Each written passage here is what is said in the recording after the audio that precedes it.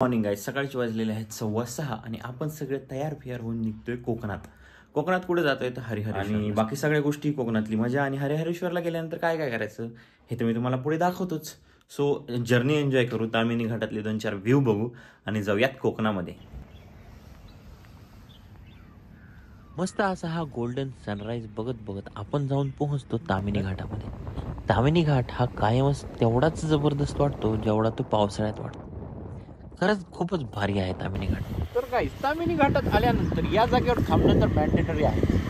पुढे बघू शकता तुम्ही काय सह्याद्रीची पर्वत रांग आहे, जबरदस्त. जसा पावसाळ्यामध्ये तामिनी भारी दिसतो तसाच उन्हाळ्यात हिवाळ्यातही तामिनी भारीच आहे. जवळजवळ 1-1.5 तासाची ड्राईव्ह झाल्यानंतर आपण येऊन पोहोचतो या सिमेंट रोडला.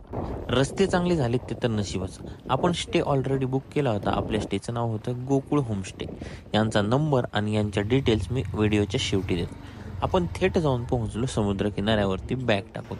समुद्र किनाऱ्यावरती मस्त लाटांची मजा घेतली, थोडं आराम केला आणि पोहोचलो खायला जेवण्यासाठी. आणि आपण ऑर्डर केलेलं आहे कोळंबी थाळी आणि एक सुरमई थाळी.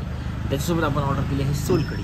कोकणात येऊन सोलकढी नाही पिली तर काय मजा. खरंच कोकणात येऊन मासे नाही खाल्ली, सोलकढी नाही पिली, मनाला वाटेल ते सी फूड नाही खाल्लं तर काय मजा. या मुंबईमध्ये हजारो रुपये खर्च करून एखाद्या हॉटेलला जाऊन मासे खाण्यापेक्षा कोकणामध्ये थोडेफार पैसे एक्स्ट्रा घालून येऊन मासे खाण्याची मजाच वेगळी आहे.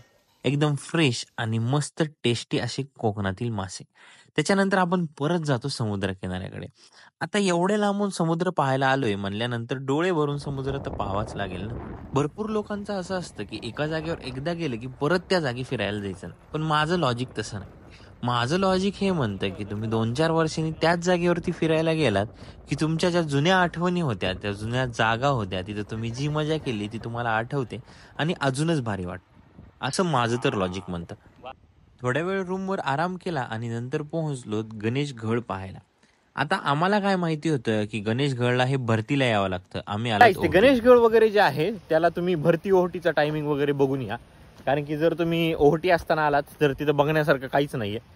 आणि जर भरतीला आलात तर मग मस्त लाटा अशा दगडावर आदळताना तुम्हाला दिसून जाते. आता आपण जातो वापस MTDCच्या रिसॉर्टमध्ये चहा पिण्यासाठी. कारण की ह्याच्यापेक्षा बेटर मला लोकेशन नाही वाटलं दुसरं कोणतं चहा प्यायला. आणि MTDC खरंच बुक करा, म्हणजे चांगले वर्थ असेल ते. 2700-2800 काहीतरी होतं, पण आम्हाला बाहेर 1200च मिळालं. जे पण चांगलं जे चांगलंच आहे. तुम्हाला बघा, वीकडेजला 2700 रुपये कोण द्यायला ना भाई. वीकडेजला यायचं ह्याच्यामुळे काही पैसे सेव्ह होते, लोक कमी असतात. आणि वीकडेजला येऊन पण जर विकेंडचाच पैसे द्यायचे असेल तर मजा नाही. सो केअरफुली बुकिंग करत जा सगळीकडे. वेळात मस्त असा हा सनसेट होईल. आणि मेन रिझनच हे होतं आपल्या इकडे यायचं की आपल्याला बघायचं आता सुंदर असा हा सनसेट. मला तर भिजायची इच्छा नाही आहे. स्नेहाला आता भिजायचं आहे. स्नेहा जाती आहे तिकडे. मी येणार आहे उद्या सकाळी भिजायला. हे इकडं आहे मंदिर. उद्या सकाळी आपण दर्शन घेणार आहेत मंदिरात जाऊन. आणि याच्याच माग एक मस्त हरिहरेश्वरचा जो फोटो फेमस आहे, ते 2 डोंगरामधून पायऱ्या वगैरे, तो इकडं कुठंतरी आहे. सो लेट्स सी कुठं आहे ते बघूयाच, उद्या सकाळी कळेलच. जाऊयात आता मध्ये समुद्राकडे. आपल्या या दगदगीच्या जीवनामध्ये थोडा वेळ स्वतःसाठी काढा आणि एखादी छोटीशी ट्रिप तुम्हीही करून या.